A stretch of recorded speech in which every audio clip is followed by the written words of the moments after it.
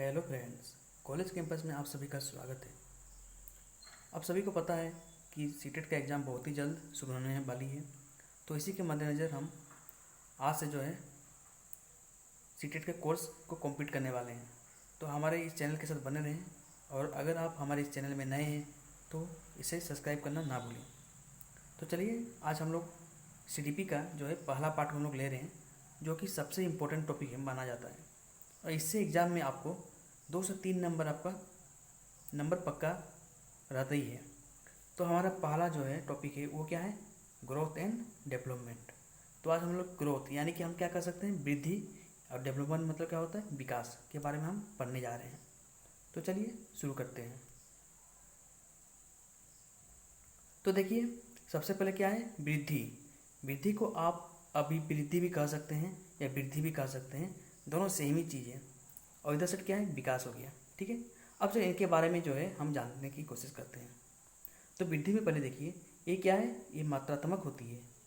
मात्रात्मक का मतलब क्या हो गया, क्वांटिटेटिव, यानी कि जिसे जो है गिना जा सकता है, मापा जा सकता है। ठीक है, और विकास जो होता है वो क्या होता है, मात्रात्मक और गुणात्मक दोनों होते हैं। अब देखिए वृद्धि में क्या है, इसे जैसे कि पहले बोल दिया गया था, इसे क्या किया जा सकता है, मापा जा सकता है। लेकिन विकास में क्या किया जा सकता है, इसे अवलोकन किया जा सकता है। तो आप सीधे तौर पे देख सकते हैं कि जिसे हम लोग मापा जा सकता है उसे हम क्या कहेंगे, वृद्धि कहेंगे। लेकिन जिसे अवलोकन या फिर जिसे हम फील कर सकते हैं, ठीक है, यानी कि फील कर सकते हैं कोई चीज़ को, अगर हम फील कर सकते हैं तो वो किस में आ जाएगा, यानी कि फीलिंग्स अगर कर सकते हैं तो वो क्या हो जाएगा, विकास में आ जाएगा।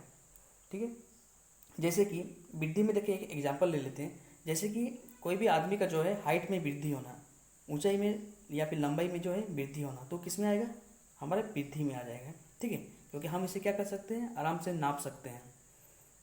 लेकिन आपका क्या हो जाएगा, जो मान लीजिए किसी का जो है कि अगर अंदर में मानसिक, अगर उसका शक्ति का उपयोग ज़्यादा हो रहा है या फिर आपका क्या हो रहा है, मानसिक विकास ज़्यादा हो रहा है, तो वो क्या हो जाएगा, हमारा विकास में वो आ जाएगा।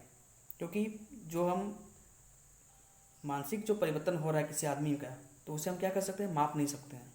ठीक है, अब चलिए नेक्स्ट पॉइंट क्या है। नेक्स्ट पॉइंट देखिए, कोशिकीय स्तर में क्या होता है, परिवर्तन होता है।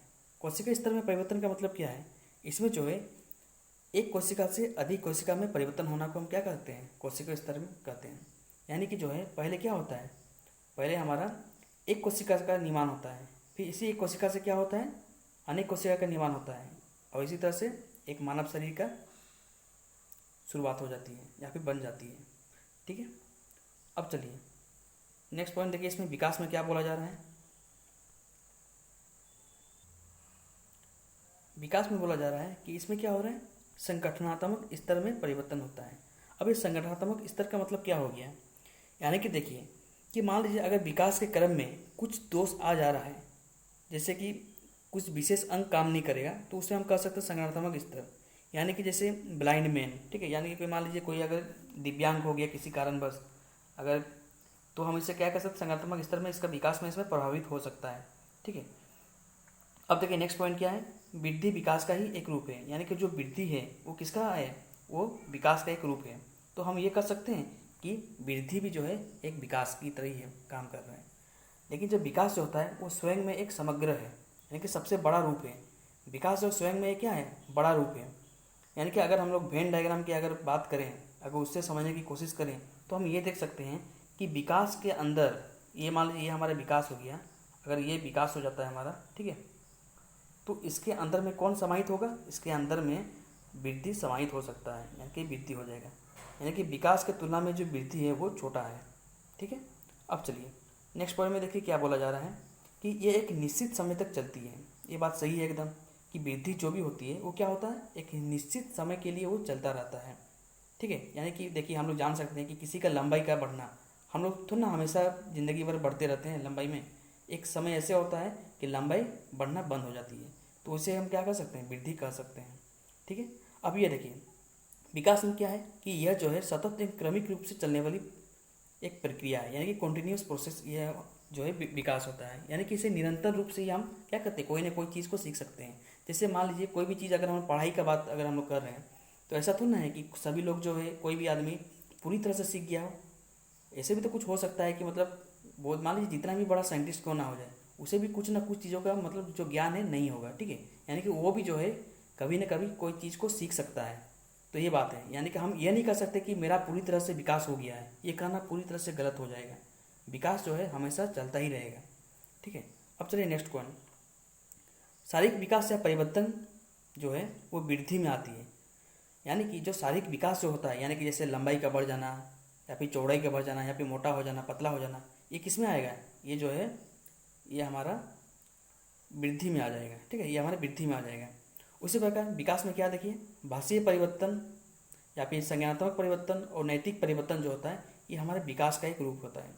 क्योंकि हम जानते हैं, जो मान लेते हैं कि अगर मान लीजिए कोई एक लड़का है तो शुरुआत में वो क्या करेगा, वो केवल एक ही भाषा का उसका ज्ञान रहेगा, यानी कि अपना मातृभाषा का वो ज्ञान रखेगा।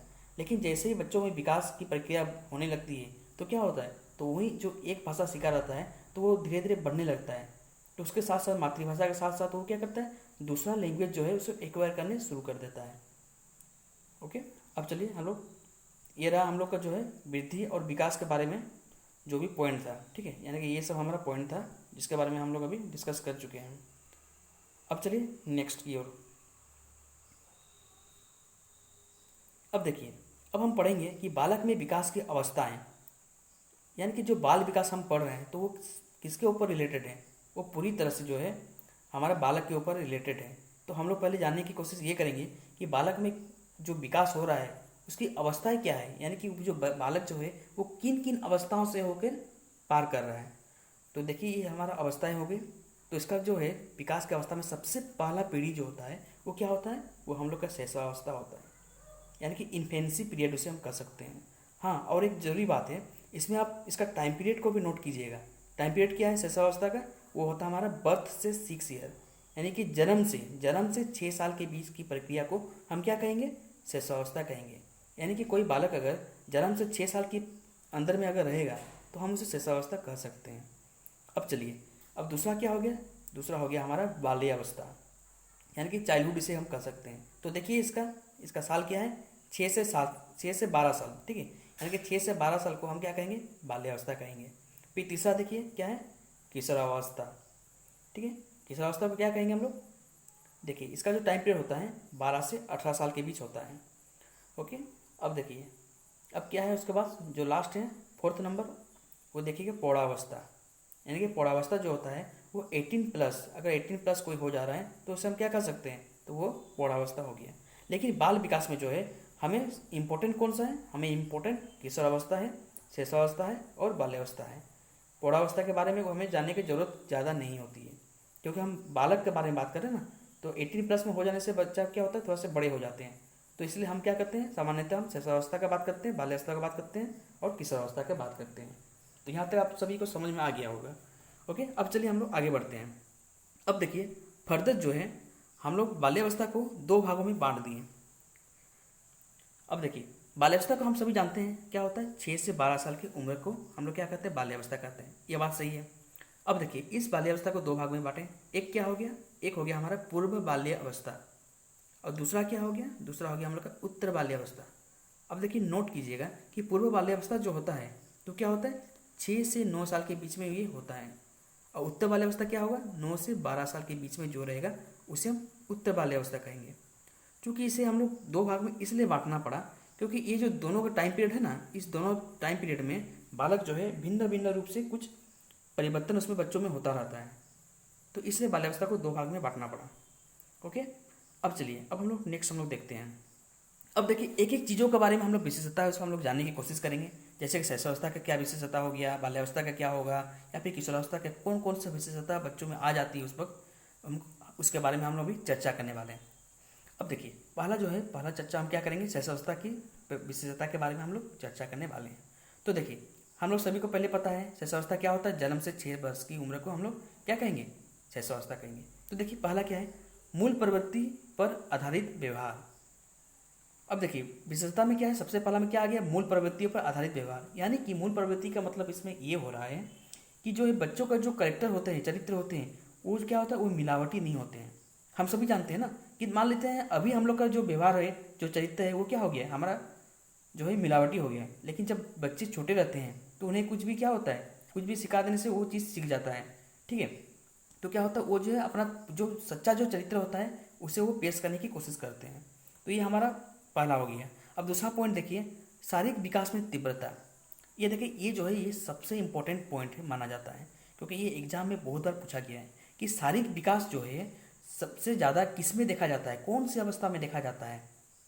देखिए इसमें नोट कीजिएगा, इसमें नोट कीजिएगा कि शारीरिक विकास के बारे में बात होना चाहिए, ठीक है। अगर मानसिक विकास के बारे में बात करेगा तो वो अलग हो जाएगा, लेकिन इसमें शारीरिक विकास के बारे में अगर बात कर रहा है तो क्या होगा, वो हमारा शैशवावस्था हो जाएगा। यानी कि शारीरिक विकास में तीव्रता किस में होगी, शैशवावस्था में होगी। ओके, अब चलिए, अब क्या है नेक्स्ट, सीखने की प्रक्रिया में तीव्रता। यानी कि शैशवावस्था में जो होता है एक इस प्रकार का टाइम पीरियड है जिसमें बालक क्या होता है, जानने को इच्छुक होता है, यानी कि कुछ ना कुछ जानने के लिए तत्पर रहता है। आप उसको कुछ भी चीज़ सिखाना चाहेंगे ना तो सीख जाएगा, क्योंकि ऐसे बोला जाता है कि नरम मिट्टी को आप जैसे बनाइएगा उसी तरह से वो आकार ले लेगा। तो इसलिए जो है आप अगर बच्चों में छोटे अवस्था में अगर बच्चों को जिस प्रकार से संस्कार दीजिएगा उसी तरह से वो हो जाएगा, ठीक है। तो इसलिए अगर कोई भी बच्चा अगर सीखने के लिए तत्पर है और वो आपको क्या करेगा, अगर कुछ क्वेश्चन पूछता है तो आप देखे होंगे जब छोटे बच्चे जब होते हैं तो आपको भिन्न भिन्न तरह का क्वेश्चन पूछते रहते हैं कि ये करने से ऐसे क्या होगा, वो क्यों नहीं ऐसे हुआ। तो आपको डांटना नहीं है बच्चों को, आपको क्या करना है, आपको उसको अच्छी तरह से समझाना है। अगर आप अच्छी तरह से समझाएंगे तो बच्चे क्या करेंगे, उसको आराम से समझ जाएंगे, ठीक है। यहाँ तक आपको बात समझ में आ गया होगा। अब चलिए नेक्स्ट क्वेश्चन, नेक्स्ट पॉइंट देखिए, आत्मा प्रेम की भावना। आप आपको देख पा रहे होंगे, ठीक है। इसको देखिए, आत्मा प्रेम की भावना। आत्मा प्रेम का मतलब क्या है, मतलब खुद से प्रेम ज़्यादा वो करेगा। तो इसके बारे में हम लोग जो है पियाजे की थ्योरी जब हम पढ़ेंगे ना तो हम लोग आत्मा प्रेम के बारे में यानी कि आप कह सकते हैं ईगोसेंट्रिक, अहम केंद्रियता, इसके बारे में हम लोग पढ़ लेंगे तो आप लोग को पूरा अच्छे से समझ में आ जाएगा। तो क्या होता है, अभी जान लीजिए आत्मा प्रेम की भावना उसमें रहती है। अब देखिए क्या है, दूसरों पर निर्भरता। ये हो गया हमारा दूसरों पर निर्भरता। हम सभी को पता है कि शिशुअवस्था का काल क्या है, 0 से 6 साल है, यानी कि जन्म से 6 साल है। तो उसमें क्या होगा, वो अपने जो सभी चीज़ के लिए वो किसके ऊपर निर्भर रहेगा, अपने मम्मी और पिताजी के ऊपर, यानी कि पूरे परिवार के ऊपर जो बच्चा है वो क्या रहेगा, निर्भर रहेगा। इसे इसमें बताया गया है कि इस अवस्था में बच्चा क्या करेगा, दूसरे पर निर्भर रहेगा। अब देखिए, अब क्या है, संवेगों का प्रदर्शन। यानी कि बच्चों में जो है क्या होता है, इमोशनल आ जाता है, ठीक है, इमोशन आ जाता है। अब वो कौन कौन से इमोशन को दिखाता है, वो दिखाता है भय को दिखाता है, क्रोध को दिखाता है, प्रेम को दिखाता है और पीड़ा को दिखाता है। यानी कि ये जो 4 जो है इन सब का संवेग उसमें आ जाता है। अब देखिए, अब क्या है, अभी जो है 0 से 6 साल यानी कि जन्म से जो 6 साल है इसमें क्या होता है, बच्चों में नैतिकता का अभाव होता है, इसमें नैतिकता का अभाव होता है। लेकिन जो कोहलबर्ग जो जी थे वो क्या बोले थे, वो बोले थे कि 2 साल के बाद जो है बच्चों में नैतिकता आने लगती है, यानी कि आने की शुरुआत हो जाती है। लेकिन इसमें क्या बोला जा रहा है, इसमें बोला जा रहा है कि नैतिकता का अभाव होता है।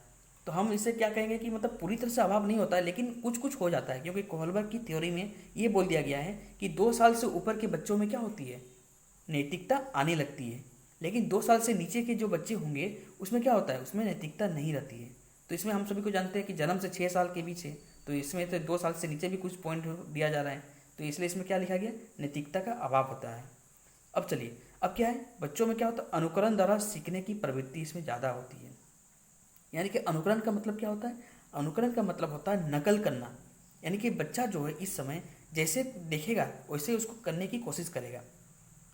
जैसे कि मान लीजिए, अगर बच्चों के सामने अगर कुछ वो चीज़ देखता है, कुछ अलग चीज़ देखता है, तो वो क्या करेगा, वो खुद से वो चीज़ करने को प्रयास करेगा। जैसे क्या हो गया, जैसे एग्जाम्पल दे सकते हैं कि अगर कोई किसी का मम्मी, ठीक है, अगर कोई बच्चे का मम्मी अगर खाना बना रही है तो वो बच्चा क्या करेगा, उनका खाना को बनाते हुए देख कर वो खुद से क्या करेगा, खिलौना से खाना बनाने की कोशिश करता है। तो ये सब होता है जो ये नकल करके बच्चों में सीखने की प्रवृत्ति ज़्यादा होती है। हो गया। अब चलिए, ये था हमारे शिशुअवस्था की विशेषताएं। अब चलिए हम लोग जो है आगे पढ़ते हैं, बाल्यावस्था की विशेषता क्या है इसके बारे में हम लोग भी जानेंगे। चलिए बाल्यावस्था की विशेषता को देखते हैं। देखिए इसमें कौन कौन सी विशेषता होती है। अब देखिए इसमें क्या है, पहला जो है रचनात्मक कार्य में रुचि। यानी कि जो है बाल्यावस्था में सबसे पहला क्या है, रचनात्मक जो कार्य होता है वो हमारा क्या होता है, शुरू हो जाता है। यानी कि कोई वो जो है वो नया नया चीज़ों को करने के लिए शुरुआती लक्षण आ जाती है बच्चों को। यानी कि कुछ जो है कुछ नया करने की क्षमता को हम रचनात्मक कार्य कर सकते हैं।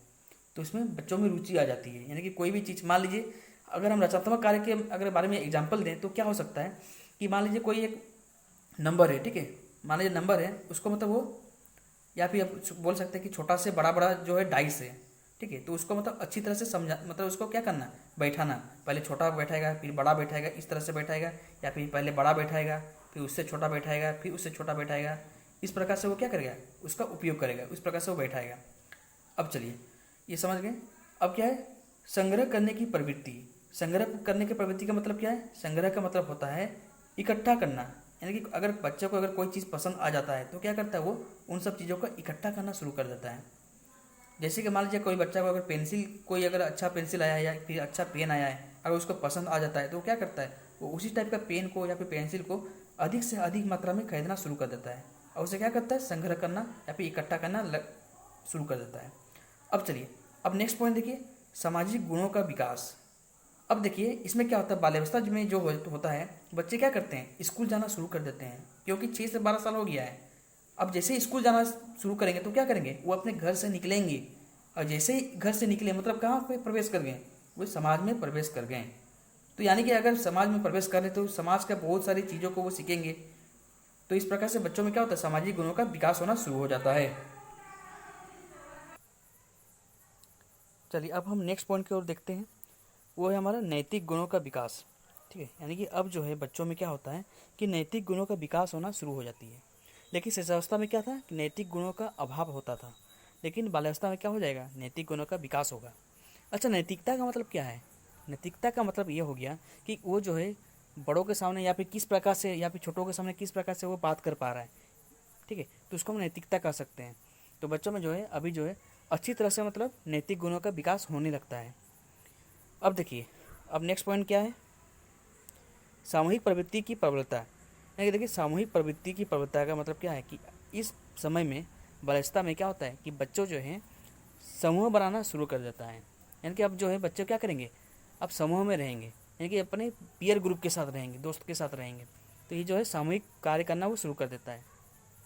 अब नेक्स्ट पॉइंट क्या है, नेक्स्ट पॉइंट है देखिए वास्तविक जगत से संबंध। वास्तविक जगत मतलब जो मतलब रियल चीज़ होता है। ठीक है, जो मतलब रियल चीज़ है उसके बारे में वो जानेगा। काल्पनिक चीज़ों को से मतलब जो ध्यान था वो क्या होगा, वो धीरे धीरे कम होता जाएगा। और जो रियल जो चीज़ होता है, जो रियल थिंकिंग जो चीज़ होता है, उसके बारे में बच्चे क्या रहेंगे, ज़्यादा जागृत रहेंगे। यानी कि वो जो है सच्चाई जानने को ज़्यादा कोशिश करेंगे, ना कि कोई झूठ चीज़ को। अब देखिए अब क्या होता है, बच्चों में जिज्ञासा की प्रबलता होती है। यानी कि इसमें भी जो है कि बच्चे जो है कोई भी चीज़ को जानने की ज़्यादा उत्सुक रहेंगे। अब नेक्स्ट क्या है, मानसिक योग्यताओं में वृद्धि। अब देखिए इसमें मानसिक योग्यता की वृद्धि हो रही है, यानी कि शैशवावस्था से क्या हो रहा है, शैशवावस्था से जो है वो ज़्यादा हो रहा है। यानी कि इसमें जो बच्चों के जो मानसिक जो गुण है या फिर मानसिक जो विकास हो रहा है, इसमें शैशवावस्था से ज़्यादा होने लगेगी। अब देखिए क्या है नेक्स्ट, शारीरिक और मानसिक स्थिरता। यानी कि अब जो बच्चा है वो क्या करेगा, वो शारीरिक रूप से और मानसिक रूप से स्थिर हो जाएगा। यानी कि जो है पहले जो क्या हो रहा था, पहले शैशवावस्था में जो है कोई भी काम को ठीक से करने नहीं खोज रहा था, लेकिन अब क्या करेगा, अब वो धीरे से एकीकृत होके वो क्या करेगा, वो काम को करने को राजी रहेगा। तो ये था हमारा क्या, बाल्यावस्था की विशेषताएँ। ठीक है, इसके बारे में अब हम पढ़ चुके थे। अब देखिए सबसे इम्पोर्टेंट चीज़ जो है यहाँ का, आप देख सकते हैं कि बाल्यावस्था को क्या कहा जाता है, बाल्यावस्था को जो है जीवन का अनोखा काल कहा जाता है। तो ये हमारा सबसे इम्पोर्टेंट पॉइंट है, इसे आप लोग नोट कर लीजिएगा कि बाल्यावस्था को क्या कहते हैं, जीवन का अनोखा काल भी कहते हैं। ओके, अब चलिए अब हम लोग देखते हैं नेक्स्ट की ओर। अब चलिए अब क्या है, हम देखेंगे किशोरावस्था की अवस्थाएं। यानी कि अब हम क्या था, दो अवस्थाओं को हम देख चुके हैं कि किशोरावस्था की विशेषता देखें, अब हम लोग किशोरावस्था की विशेषता को हम देखेंगे। शैशवावस्था और बाल्यावस्था के बारे में हम जान चुके हैं, अब हम क्या करेंगे, किशोरावस्था की विशेषताओं को जानेंगे। तो चलिए देखते हैं। पहला क्या है कि किशोरावस्था का जो है काल क्या है, हम देख रहे हैं 12 से 18 साल। तो देखिए कहीं कहीं लिखा रहता है कि 13 से 19 साल भी रहता है, या फिर 11 से 18 साल भी रहता है। तो इन सब चीज़ों को थोड़ा सा ध्यान रखिएगा, क्योंकि एग्जाम में कभी कभी ये सब क्वेश्चन पूछ देता है। जैसे कि झारखंड टेट में आपको दे दिया था किशोरावस्था की अवस्था क्या है, तो वो दिया था 13 से 19 साल। तो 1-2 साल इसमें क्या होता है कि आगे पीछे कर देता है, लेकिन इसका सटीक आंसर क्या होगा, 12 से 18 साल होता है। ठीक है, अब चलिए आगे जाते हैं हम लोग। तो देखिए इसमें किशोरावस्था की विशेषता में पहला पॉइंट क्या है, स्थिरता और समायोजन का क्या होता है, अभाव होता है। यानी कि इस वक्त जो है बच्चे क्या होते हैं, उसमें जो है स्थिरता का अभाव होने लगता है। यानी कि वो जो है अभी एक जगह मतलब ठीक ढंग से टिक नहीं पाते हैं, वो अलग अलग जगह में मतलब जानने की ज़्यादा इच्छुक रहते हैं। और इसमें जो है बच्चों में जो क्या है समायोजन करने की अभी अभाव रहता है। ठीक ढंग से वो क्या करेंगे, वो समायोजन नहीं कर पाते हैं। अब दूसरा क्या है, तीव्र शारीरिक परिवर्तन। देखिए इसमें भी क्या लिखा है, तीव्र शारीरिक परिवर्तन। आप लोग इसमें कन्फ्यूज मत होइएगा, क्योंकि सबसे ज़्यादा जो शारीरिक परिवर्तन होता है क्या होता है इसमें, किशोरावस्था में आपका इसमें हो रहा है तीव्र शारीरिक परिवर्तन। लेकिन शारीरिक वृद्धि या फिर शारीरिक विकास का अगर बात करेगा तो क्या होगा, तो वो हमारा शैशवावस्था में होगा। इसमें आप लोग थोड़ा सा देखिएगा कि अगर शारीरिक विकास के बारे में अगर बोला जाएगा तो क्या होगा, सबसे ज़्यादा शारीरिक विकास किस में होता है, तो वो होता है हम लोग का शैशवावस्था में। लेकिन तीव्र रूप से शारीरिक का परिवर्तन, अगर परिवर्तन का बात कर रहा है तो क्या हो जाएगा, वो हमारा किशोरावस्था हो जाएगा।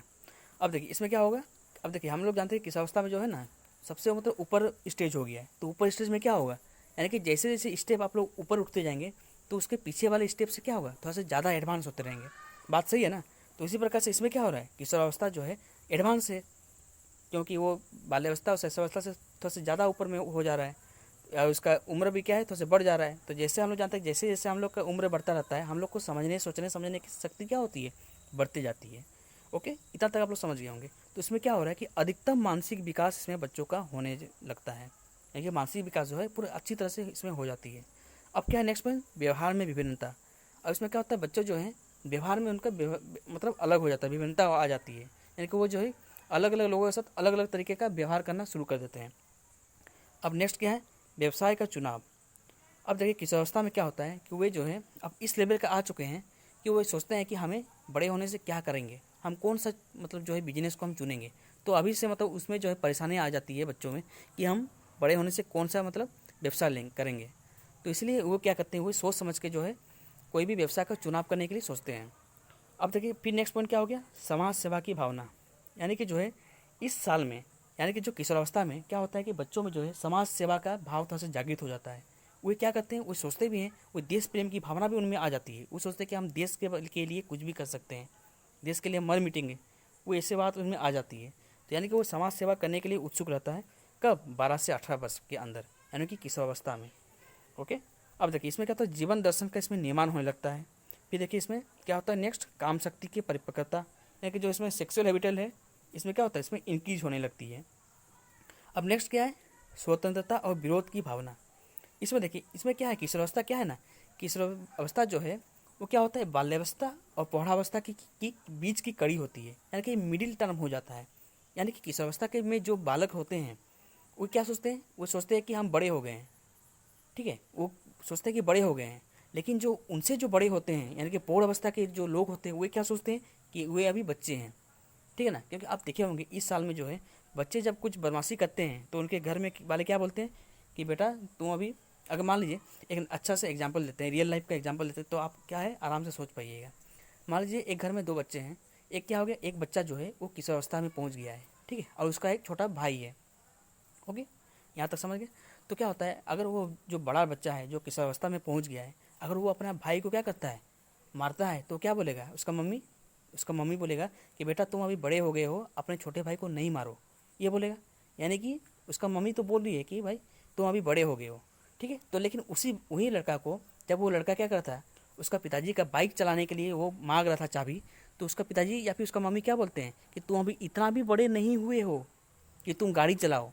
यानी कि इसमें क्या हो रहा है, इसमें बच्चे को दो चीज़ बताया जा रहा है कि एक बात तो बताया गया कि तुम बड़े हो गए हो, और दूसरी बात क्या बताया गया कि तुम अभी इतने बड़े नहीं हुए हो, यानी कि तुम अभी छोटे ही हो। यानी कि ये जो है ये बीच की कड़ी है। यानी कि इसमें जो बच्चे होते हैं वो क्या देखते हैं, वो बच्चे से जो छोटे, उससे जो लेवल के कम छोटे बच्चे होते हैं उससे बड़े होते हैं, लेकिन जो बड़े होते हैं उससे छोटे होते हैं, यानी कि ये मिडिल टर्म में ही आ जाता है, ठीक है। तो यानी कि इसमें क्या होता है, बच्चे जो हैं क्या करते हैं, सोचते हैं कि उन्हें स्वतंत्रता दी जाए, स्वतंत्रता के बारे में दी जाती है। यानी कि वो सोचते हैं कि हम अकेले घूमेंगे, हम कहीं भी जा सकते हैं, हमको इससे कोई रोक टोक नहीं लगे, मम्मी पिताजी कुछ भी नहीं बोले, हम कहीं भी जा सकते हैं, कहीं भी घूमने जा सकते हैं। अगर कोई पिताजी या मम्मी अगर उसको बोलते हैं कि नहीं तुमको उधर नहीं जाना है, तो क्या करते हैं, बच्चे उनका विरोध करना शुरू कर देते हैं। हो सकता है कि बोलेंगे कि अच्छा हम अगर नहीं जाने देंगे तो हम क्या करेंगे, हम खाना नहीं खाएंगे, वो नहीं करेंगे। तो ये चीज़ का जो है विद्रोह जो है बच्चे करना शुरू कर देते हैं, ठीक है। यहाँ तक आप लोग समझ में आ गया होगा। अब चलिए किशोरावस्था की विशेषता जो है इसमें हमारा ख़त्म हो जाता है। अब चलते हैं हम लोग आगे की ओर। चलिए हम कुछ इंपॉर्टेंट क्वेश्चन को हम लोग जान लेते हैं जो सीटेट या फिर अन्य टेट के एग्ज़ाम में बहुत बार पूछा जा चुका है। तो चलिए हम लोग शुरू करते हैं। देखिए पहला क्वेश्चन हम लोग देख रहे हैं क्या कि जन्म के समय एक स्वस्थ बालक का वजन कितना होता है, वो 7 पाउंड्स होता है। अब अगर 7 पाउंड्स को अगर हम केजी में बदलेंगे तो क्या होगा, 2.5 से 3.5 किलो के अंदर में वो बच्चा रहेगा। ठीक है, यानी कि जो स्वस्थ बालक का जो वजन कितना होगा, 7 पाउंड्स होगा। ये हो गया। दूसरा पॉइंट देखिए, ये सबसे इंपॉर्टेंट चीज़ है, याद रखिएगा, सबसे इंपॉर्टेंट है ये जो भी हम क्वेश्चन कभी करा रहे हैं, तो ये पूरी तरह से आया हुआ है क्वेश्चन। देखिए दूसरा पॉइंट क्या है कि बालक अपने माँ को पहचानना कब प्रारंभ करता है, जब बच्चा जो है, इसका आंसर 3 माह में से शुरू हो जाता है। यानी कि जब बच्चे 3 माह शुरू आ जाता है, 3 माह तक, तब वो अपनी माँ को पहचानना प्रारंभ कर देता है। अब नेक्स्ट क्वेश्चन देखिए कि बालक के जन्म के समय शिशु के मस्तिष्क का भार कितना होता है, तो क्या हो गया, वो हो जाएगा हमारा 350 ग्राम। यानी कि बालक का जो है 350 ग्राम उसका मस्तिष्क का भार हो जाता है। अब चलिए नेक्स्ट, बालक जो है रंगों को पहचानना कब शुरू कर देता है, यानी कब जान लेता है कि रंग कौन सा कलर है, ये कौन सा कलर है, ये वो कौन सा कलर है, तो वो क्या हो जाएगा, वो हो जाएगा हमारा 5 वर्ष की अवस्था में। अब नेक्स्ट देखिए, बालक हिंदी भाषा की शुरुआत करता है, सीखने की शुरुआत कब करता है, यानी कि कब जो बच्चा जो है हिंदी भाषा जो है सीखना शुरू कर देता है, तो क्या हो जाएगा, 5 वर्ष की अवस्था में। अब चलिए नेक्स्ट क्वेश्चन, मिथ्या परिपक्वता का काल कहा जाता है, वेरी वेरी इंपॉर्टेंट है। देखिए मिथ्या परिपक्वता का काल क्या किसे कहा जाता है, बाल्यावस्था को कहा जाता है।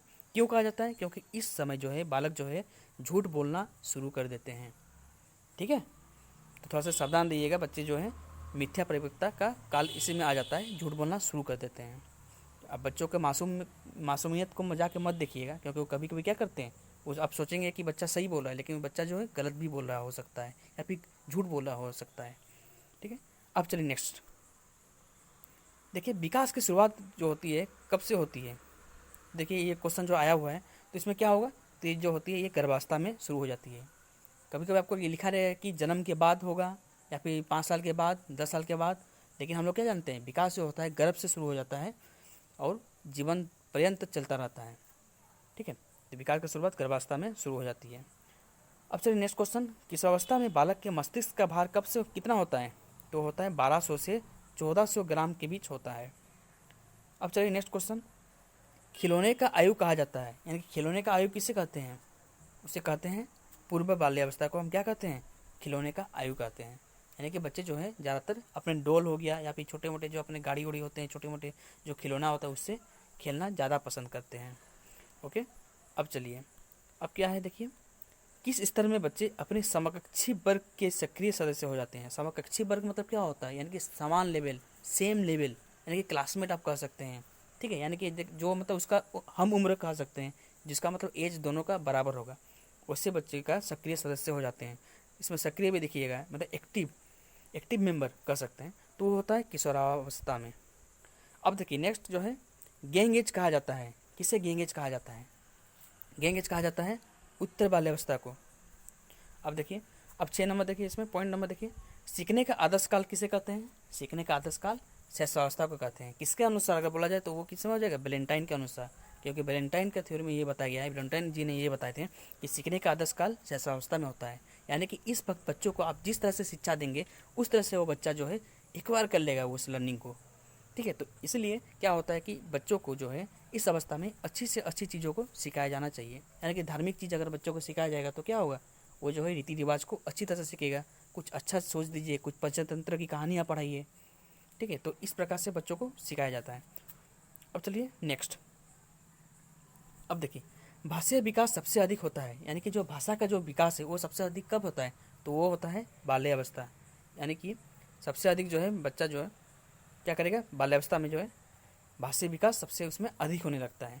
अब देखिए नेक्स्ट क्या है, जीवन का अनोखा काल किसे कहते हैं, जीवन का अनोखा काल जो है बाल्यावस्था को कहते हैं। ओके, अब चलिए नेक्स्ट क्वेश्चन, किसके अनुसार किशोरावस्था तनाव, संघर्ष, तूफान और विरोध का काल है। ये बहुत इंपॉर्टेंट क्वेश्चन है, बहुत बार क्वेश्चन में ये आ चुका है कि किसके अनुसार किशोरावस्था जो है तनाव, संघर्ष, तूफान या विरोध का काल है। तो कौन बोले थे, वो स्टैनले हॉल जी ने कहे थे। ओके, अब चलिए कुछ क्वेश्चन को हम लोग कर लेते हैं जो पिछले एग्जाम में आया हुआ था। तो आप लोग क्वेश्चन को देख पा रहे होंगे, तो चलिए पहले हम लोग एक एक करके क्वेश्चन को हम लोग करते हैं। तो ये रहा हमारा पहला क्वेश्चन, देखिए बिग एंड हंट के अनुसार, देख सकते हैं ये वाला क्वेश्चन। ठीक है, देखिए बिग और हंट के अनुसार देश की विशेषताएं को सर्वोत्तम रूप से व्यक्त करने वाला एक शब्द है परिवर्तन। परिवर्तन शारीरिक, सामाजिक और मनोवैज्ञानिक होता है। यानी कि बिग और हंट जी ने किस काल को मतलब ये कहा था, तो इसका सही आंसर क्या हो जाएगा, वो हो जाएगा किशोरावस्था हो जाएगा। ठीक है, यानी कि बीक और हंट जो है किशोरावस्था को लेकर बात किया था, और वो क्या किए थे कि वो कहा था कि किशोरावस्था जो होता है वो क्या होता है, सबसे अधिक इसमें परिवर्तन होता है। अब परिवर्तन क्या क्या होता है, शारीरिक भी हो सकता है, सामाजिक होता है, और मनोवैज्ञानिक रूप से ये होता रहता है। ओके, अब चलिए हम लोग नेक्स्ट क्वेश्चन को देखते हैं। ये क्वेश्चन देखिए छत्तीसगढ़ 2011 में आया था पेपर 2 में, और छत्तीसगढ़ 2019 में भी ये क्वेश्चन आ चुका है, और ये जेटेट का एग्जाम में भी ये क्वेश्चन आ चुका है, तो 3-4 एग्जाम में ये आ चुका है, तो ये सबसे इंपॉर्टेंट क्वेश्चन बन जाता है। अब चलिए नेक्स्ट क्वेश्चन देखिए। एक 13 वर्षीय बालक बात बात में अपने बड़ों से झगड़ा करने लगता है और हमेशा स्वयं को सही साबित करने की कोशिश करता है। वो विकास की किस अवस्था में है? तो इसमें देखिए हम लोग को कुछ ज़्यादा दिमाग लगाने का ज़रूरत ही नहीं है। क्यों? क्योंकि इसमें आपको बता दिया है कि इसमें 13 साल। तो हम लोग क्या किए थे, हम लोग पढ़ाई किया कर लिए थे क्या कि 12 से 18 के बीच क्या होता है, वो किशोरावस्था में वो इंटर कर लेता है। तो देखिए 13 साल है, तो 13 तो इसी में ना आएगा जी। तो ओके, तो ये क्या हो गया, किशोरावस्था हो गया। तो इसका सही आंसर क्या हो जाएगा, ऑप्शन नंबर बी। ओके, चलिए अब नेक्स्ट क्वेश्चन की ओर देखिए। निम्न में से किस स्तर में बच्चे अपने समकक्षी वर्ग के सक्रिय सदस्य बनते हैं? तो देखिए पिछले क्वेश्चन में हम बताए थे, उचित समय पहले हमें बताया था कि समकक्षी वर्ग के सदस्य किसमें हो जाते हैं, यानी कि सेम एज ग्रुप के, यानी कि हम उम्र के समान। तो क्या हो जाएगा, वो हमारा किशोरावस्था हो जाएगा। ठीक है, किशोरावस्था हो जाएगा, ऑप्शन नंबर ए। अब आप लोग कर पा रहे होंगे आराम से, अच्छा लग रहा होगा। ठीक है, अब चलिए नेक्स्ट क्वेश्चन। विकास कभी नहीं समाप्त होने वाला प्रक्रिया है, यह विचार किससे संबंधित है? यानी कि देखिए पहले भी मैं बोल चुका हूँ कि विकास जो है कभी नहीं खत्म होता है, ये निरंतर और कर्म रूप से क्या होते हैं, कर्मबद्ध तरीके से चलती रहती है। तो ये किससे संबंधित है, ये जो है ये किससे संबंधित है, ये हमारा निरंतरता का सिद्धांत से संबंधित है। ठीक है, continuous process you can say it. Okay, अब चलिए अब हम नेक्स्ट देखते हैं। अब देखिए ये भी देखिए क्वेश्चन है, ये बताया जा चुका है आपको। खिलौने की आयु किसे कहा जाता है? खिलौने की आयु हम लोग क्या कहेंगे, पूर्व बाल्यावस्था को। हम लोग इसके बारे में डिस्कस कर चुके हैं। अब चलिए, निम्न में से कौन सा पूर्व बाल्यावस्था की विशेषता नहीं है, यानी कि कौन सा विशेषता नहीं है पूर्व बाल्यावस्था की? चलिए देखते हैं।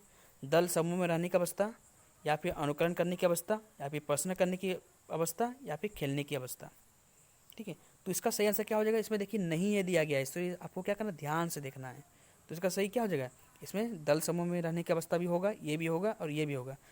कौन सा गलत होगा, खेलने की अवस्था नहीं होगा। क्यों?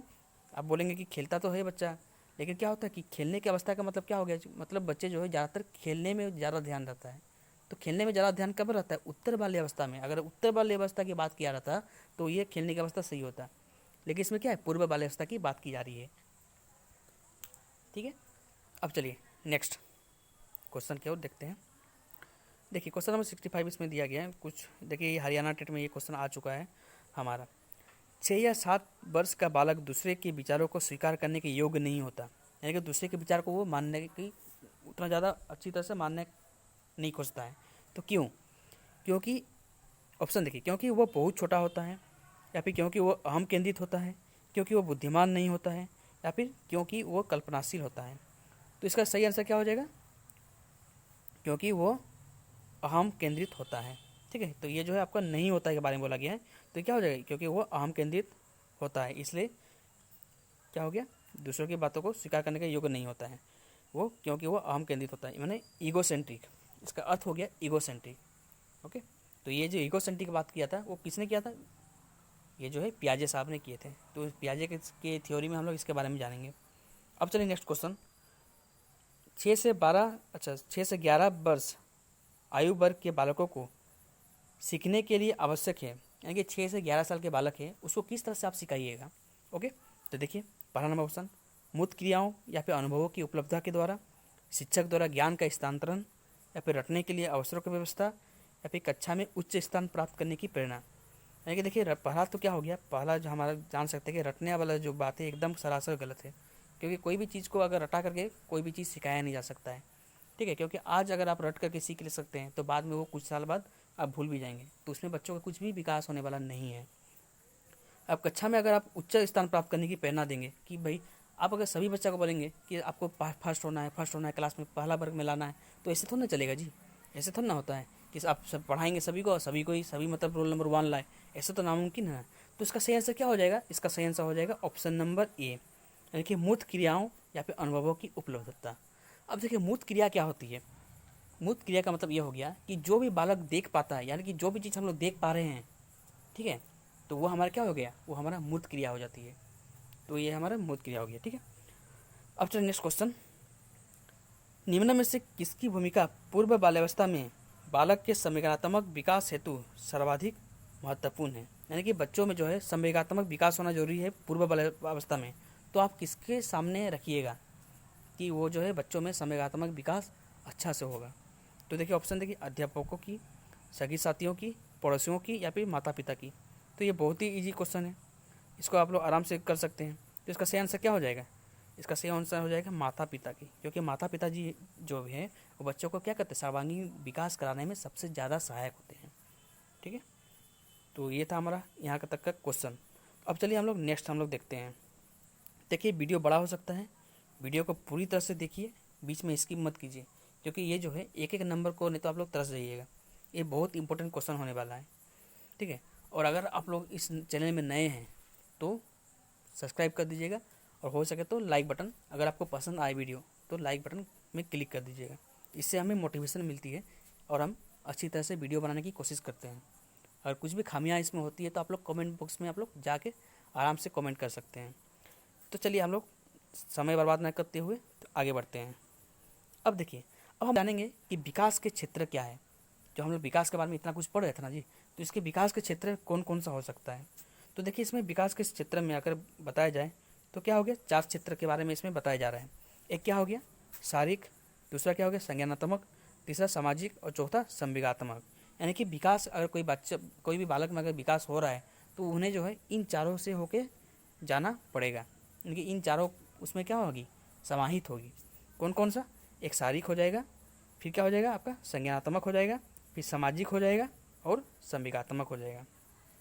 शारीरिक का मतलब तो समझ गए होंगे, हेल्थी हो जाएगा, अपने हेल्थ रिलेटेड हो जाएगा। संवेगात्मक मतलब क्या हो जाएगा? कोग्निटिव हो जाएगा। सामाजिक मतलब सोशल हो जाएगा। और संवेगात्मक मतलब क्या हो जाएगा आपका? उसका इमोशनल रूप से वो परिपक्व हो जाएगा।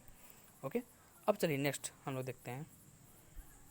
अब देखिए विकास के सिद्धांत के बारे में हम लोग जानेंगे। देखिए बहुत अच्छा नोट्स इस तरह से बनाया गया है। और एक बात है कि हमारा जो है ऑनलाइन क्लास शुरू हो चुका है। अगर आप लोग एडमिशन लेना चाहते हैं उसमें तो कमेंट बॉक्स में आप लिख सकते हैं, या फिर हम क्या किए इसमें जो डिस्क्रिप्शन बॉक्स में देखिएगा उसमें टेलीग्राम का लिंक दिया गया है, उसमें आप जाके कमेंट कर सकते हैं। तो आप जो है हमारा ऑनलाइन क्लास जो हो रहा है उसमें आप लोग आराम से देख सकते हैं। अब चलिए हम लोग देखते हैं विकास के सिद्धांत के बारे में। पहले हम लोग जान लेते हैं विकास का सिद्धांत के बारे में। इसमें क्या बोलता है, यानी कि प्रिंसिपल ऑफ डेवलपमेंट। क्योंकि कोई भी विकास के लिए क्या होता है, उसका सिद्धांत होना जरूरी होता है। कोई भी नहीं तो बिना सिद्धांत का भाई कुछ नहीं होने वाला है आजकल, ठीक है। अब देखते हैं, चलिए पहला देखिए, पहला नंबर में क्या है, ठीक है। ये देखिए पहला नंबर पॉइंट इसमें दिया गया है, आप इसमें आराम से जान भी पा रहे होंगे कि एक निश्चित क्रमागत में होने वाली प्रक्रिया है, ठीक है। यानी कि विकास जो है एक निश्चित दिशा में होने वाली प्रक्रिया होती है। एक निश्चित दिशा मतलब क्या, यानी कि वो उल्टा पुल्टा नहीं जाएगा, वो मतलब एक ही क्रम में जाएगा, एक ही क्रम में जाएगा बच्चा, ठीक है। यानी कि मतलब इस तरह से मतलब उसका विकास जो होता है आगे पीछे बढ़ता रहता है, ठीक है। एक निश्चित दिशा में जाएगा वो। तो देखिए विकास किस तरह से होता है, विकास जो होता है वो 2 तरह से होता है, ठीक है। यानी कि विकास जो है 2 तरह से होता है। एक क्या हो गया, एक मिनट,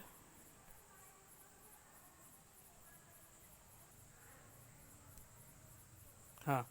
अब देखिए पहला क्या हो गया, सेफिलोकॉर्डल।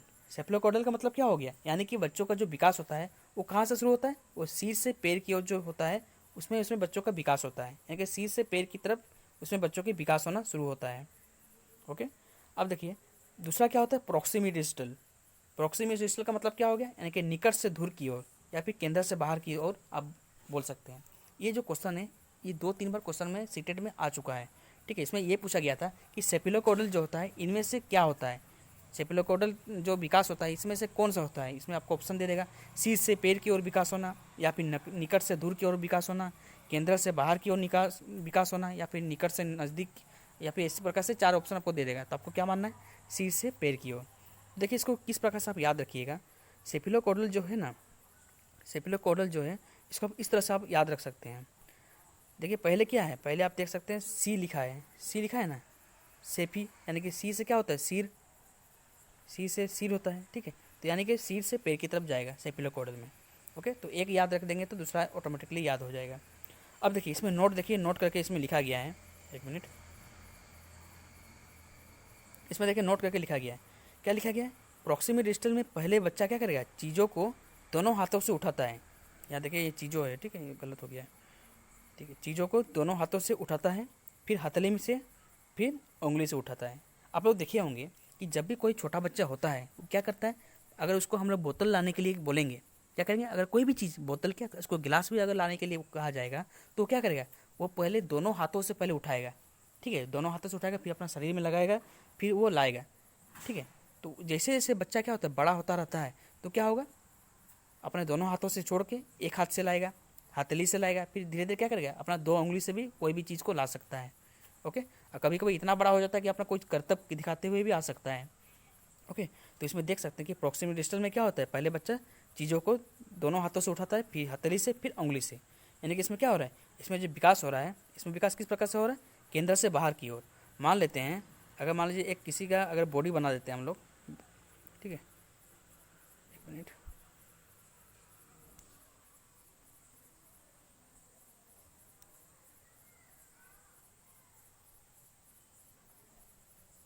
हाँ देखिए,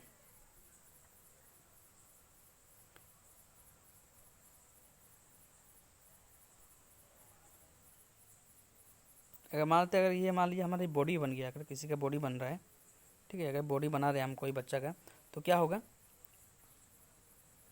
ये मान लीजिए बॉडी है, ठीक है, ये शरीर है हमारा, तो क्या हो जाएगा, प्रॉक्सिमल डिस्टेंस में क्या होगा, इस तरह से बढ़ेगा, इधर साइड से, केंद्र से बाहर की ओर, ठीक है, मतलब इधर साइड से जाएगा, मतलब इधर साइड से बढ़ेगा, इधर साइड से बढ़ेगा। लेकिन जैसे ही मतलब अगर आपको बोला जाएगा कि क्या बोलेगा, अगर सेफिलोकोडल बोला जाएगा तो क्या होएगा, ऊपर से नीचे की ओर बढ़ेगा, यानी कि इस तरह से बढ़ेगा, ठीक है, सिर से पैर की ओर, ये हमारा सिर हो गया, ठीक है, तो सिर से पैर की ओर बढ़ेगा, इस तरह से बढ़ेगा, तो हो गया ये। अब चलिए नेक्स्ट पॉइंट हम लोग देखते हैं। देखिए एक क्वेश्चन आ गया कि एक बच्चा जो है क्लास में स्क्वायर नहीं बना पाता है, एक बच्चा क्या है, स्क्वायर अच्छा से नहीं बना पा रहा है, स्क्वायर मतलब समझ रहे हैं ना आप लोग, जो इसको आप लोग कह सकते हैं वर्ग कह सकते हैं, ठीक है, ये वर्ग टाइप का हो गया, इसको मतलब क्लास में वो बना नहीं पा रहा है, इसलिए उसे चल के डायमंड बनाने में कठिनाई होती है। डायमंड मतलब जानते हैं, डायमंड का शेप जो होता है, इस तरह से कुछ शेप होता है ना डायमंड का, कुछ इस तरह से शेप होगा, इस तरह से शेप होगा, तो इसे बनाने में कठिनाई होगा। तो बच्चे की जो ये कठिनाई है वो किस सिद्धांत को दर्शा रहा है, तो ये हमें जानना है कि ये क्या कर रहा है, पहले जो बच्चा स्क्वायर नहीं बना पा रहा था, लेकिन अब क्या कर रहा है, अब वो क्या कर रहा है, डायमंड को भी नहीं बना पाएगा, तो ये क्या दर्शा रहा है, तो ये जो है हमारा ऑप्शन नंबर 3, देखिए ये ऑर्डर को दर्शा रहा है, यानी कि ऑर्डर मतलब क्या हो रहा है कि पहले छोटा से छोटा चीज़ को वो आगे बढ़ेगा, मतलब एक एक चीज़ कर करके वो बढ़ेगा, ऐसे नहीं कि मतलब पहले कोई भी चीज़ ले लेगा उसके बाद वो उछल के आगे बढ़ जाएगा। तो क्या होता है, जैसे कि एक एग्जाम्पल की तरह आप लोग देख सकते हैं, ऑर्डर मतलब क्या होता है, जैसे अगर हम लोग कुछ गिनती लिखते हैं तो क्या होता है, पहले एक से शुरू करते हैं, फिर दो लिखते हैं, फिर तीन लिखते हैं, फिर चार लिखते हैं, इस तरह से वो आगे बढ़ता है ना। लेकिन ऐसे तो बात नहीं है कि दो लिखेंगे पहले, फिर उसके बाद पाँच लिखेंगे, फिर आठ लिखेंगे, इस तरह से नहीं लिखा जाता है, ठीक है। तो इसमें क्या हो गया, ये हमारा ऑर्डर को दर्शा रहा है, ठीक है, यहाँ तक आप लोग समझ गए होंगे। अब चलिए हम लोग नेक्स्ट देखते हैं।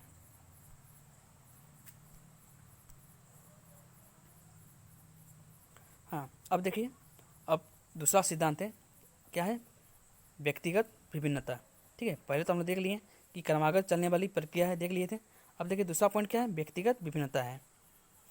अब व्यक्तिगत विभिन्नता में क्या हो रहा है, व्यक्तिगत विभिन्नता का मतलब हम ये कर सकते हैं, इंग्लिश में अगर कहेंगे तो इंडिविजुअल डिफरेंस हम कर सकते हैं, यानी कि हम जानते हैं कि हर एक बच्चा का जो है अलग अलग पहचान होता है, अलग अलग कार्य करने की शक्ति होती है, ठीक है।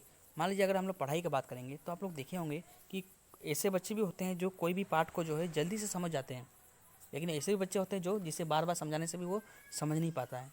ये किस लिए ऐसे होता है, ये जो है ये बच्चों की व्यक्तिगत विभिन्नता के कारण होती है। तो ये हमारा एक विकास का एक मतलब चरण है या फिर सिद्धांत है, यानी कि विकास जो है व्यक्तिगत विभिन्नता के ऊपर भी डिपेंड करता है। अब देखिए फिर क्या है, सामान्य से विशिष्ट, सामान्य से विशिष्ट की बात अभी करेंगे। सामान्य से विशिष्ट में क्या होता है कि पहले जो है बच्चे जब छोटे रहते हैं तो क्या होता है कोई भी काम को करने में थोड़ा सा क्या करते थे, टाइम ज़्यादा लेते थे या फिर वो काम को वो ठीक से नहीं कर पाते थे। लेकिन जैसे जैसे विकास होता रहता है, विकास अपने चरण में सीमा में पहुंचने लगता है, तो क्या करते हैं बच्चे उन सब कामों को भी कर सकते हैं जो मतलब पहले उन सब कामों को करने में बहुत अधिक समय लगता था या फिर कर नहीं पाते थे। ठीक है, तो ये हमारा सामान्य से विशिष्ट की ओर हो जाएगी। अब देखिए फिर क्या है, विकास के सभी पक्ष क्या होता है, सहसंबंधित होते हैं। सहसंबंधित का मतलब क्या हो गया कि विकास जो हो रहा है ना, अगर मान लीजिए कोई अगर आदमी जो है उसके में अगर विकास हो रहा है तो सभी चीज़ में उसका विकास होगा। ऐसे नहीं कि केवल एक ही चीज़ में विकास हो रहा है, दूसरों चीज़ में विकास नहीं हो रहा है। एग्जाम्पल से अगर हम देख सकते हैं कि अगर मान लीजिए किसी का अगर कोई चीज़ में अगर विकास हो रहा है, ठीक है, यानी कि मानसिक विकास अगर कोई बच्चा का हो रहा है, तो केवल बच्चों में केवल मानसिक विकास ही नहीं होगा, उसके साथ साथ शारीरिक विकास भी होगा। ठीक है, क्योंकि हम लोग पहले हम वृद्धि के बारे में बात कर सकते हैं कि अगर मान लीजिए क्या हो गया, अगर कोई लड़का जो है उसका शरीर क्या हो रहा है, उसका शरीर में उसका लंबाई क्या हो रहा है, बढ़ रहा है। अगर उसका लंबाई बढ़ रहा है तो क्या हो गया, उसका जो हाथों का जो आकार होगा वो भी क्या होगा, वो भी धीरे धीरे बढ़ना शुरू हो जाएगा। यानी कि जो विकास का जितना भी पक्ष होगा वो क्या होगा, वो एक दूसरे से संबंधित होंगे। अब देखिए नेक्स्ट पॉइंट क्या है, विकास जो है एक ही क्रम में चलता है, विकास एक ही क्रम में चलता है और विकास एकरूपता को दर्शाता है। इसका मतलब यह हो गया कि विकास जो है हर एक जगह में, वो हमारा इंडिया हो या फिर अमेरिका हो या फिर जापान हो या फिर साउथ अफ्रीका हो या फिर कोई भी कंट्री क्यों ना हो, विकास हर जगह एक ही टाइप का चलेगा। कैसे, एग्जाम्पल के थ्रू मैं आपको बता रहा हूँ। एग्जाम्पल के थ्रू हम बता सकते हैं कि मान लीजिए पहले बच्चा क्या होता है, पहले बच्चे जो हैं घुटनों से चलते हैं, घुटनों से चलते हैं ना, फिर क्या होता है, फिर धीरे धीरे हल्का फुल्का क्या करते हैं, चलना शुरू करते हैं। तो इस प्रकार से बच्चा जो है बढ़ता है। तो ये जो बढ़ रहा है, ये जो विकास हो रहा है, ये हम कहाँ देखते हैं, इंडिया में भी बच्चे ऐसे करेंगे और फॉरेन कंट्री में भी मतलब बच्चे जो ऐसे ही करेंगे। यानी कि पहले जो है बच्चे कोई भी देश का क्यों ना हो, वो पहले क्या करेंगे, अपने घुटने से चलना शुरू करते हैं, फिर धीरे धीरे विकास होते होते वो अपना चल पाते हैं अपने पैरों से। फिर नेक्स्ट पॉइंट क्या है, देखिए नेक्स्ट पॉइंट है कि विकास जो है पूर्व कथनीय हो सकता है। यानी कि बच्चों को देख करके हम लोग कह सकते हैं कि बच्चा जो है किस प्रकार से उसका विकास होगा, यानी कि उसका डेवलपमेंट किस प्रकार से होगा। तो हम विकास को हम देख करके हम बता सकते हैं, पूर्व पहले से अनुमान कर किया जा सकता है कि विकास किस दिशा में होगा, कैसे होगा। अब नेक्स्ट पॉइंट देखिए, विकास आनुवंशिकी एवं वातावरण पर निर्भर करता है। यानी कि जो है विकास जो होता है वो क्या होता है, हेरिडिटी और वातावरण यानी कि इन्वायरमेंट दोनों में निर्भर करता है। क्योंकि कोई भी आदमी को विकास के लिए इन दोनों चीज़ों का होना मस्ट नेसेसरी पॉइंट होता है। ठीक है, अब देखिए बुद्धबद्ध जी क्या कहते हैं, इसमें नोट में देख सकते हैं। बुद्धबद्ध जी क्या कहते हैं, जो व्यक्तित्व होता है, व्यक्तित्व किसका होता है, बच्चों का। यानी कि बच्चों का व्यक्तित्व जो है आनुवंशिक और वातावरण के गुणनफल होता है। ये हमारा गुणनफल है जी, ठीक है, गुणनफल का सिंबल है, गुणनफल का सिंबल है ये। तो क्या होता है, बच्चों को जो व्यक्तित्व होता है वो हमारा क्या हो गया, हेरिडिटी और इन्वायरमेंटल का गुणनफल होता है। यानी कि हम लिख सकते हैं इसको कि जो पर्सनालिटी जो होता है क्या हो जाएगा, पी बराबर क्या हो जाएगा, आनुवंशिक को हम एच लिखते हैं, हेरिडिटी गुना, ये गुना हो गया, वातावरण को इन्वायरमेंट लिखते हैं। तो ये जो है हमारा ये इक्वेशन बन सकता है, पी बराबर एच गुना ई। ये क्वेश्चन में आया हुआ है, किस प्रकार से आया है मैं अभी बता रहा हूँ। इसमें बता दिया था कि बुद्धबद्ध के अनुसार जो है व्यक्तित्व क्या होता है, एच प्लस ई, पी बराबर एच प्लस ई, या फिर पी बराबर एच माइनस ई, या फिर पी बराबर ई डिवाइड बाय एच, या फिर पी बराबर एच गुना ई। तो सही आंसर क्या हो जाएगा, पी बराबर एच गुना ई। ठीक है, यानी कि व्यक्तित्व जो होता है आनुवंशिक और वातावरण के गुणनफल का जो भी इसमें होता है गुणनफल होता है। ओके, तो ये था आज का हमारा पहला वीडियो। आशा करते हैं कि आप इसे पसंद किए होंगे। अगर आपको वीडियो अच्छा भी लगा है तो आप क्या करेंगे, तो इसको लाइक कर दीजिएगा। ठीक है, तो इसी के साथ हमारे इस चैनल में बने रहें। हमारे इस चैनल में बने रहने के लिए आप लोग सभी का धन्यवाद। Goodbye, take care.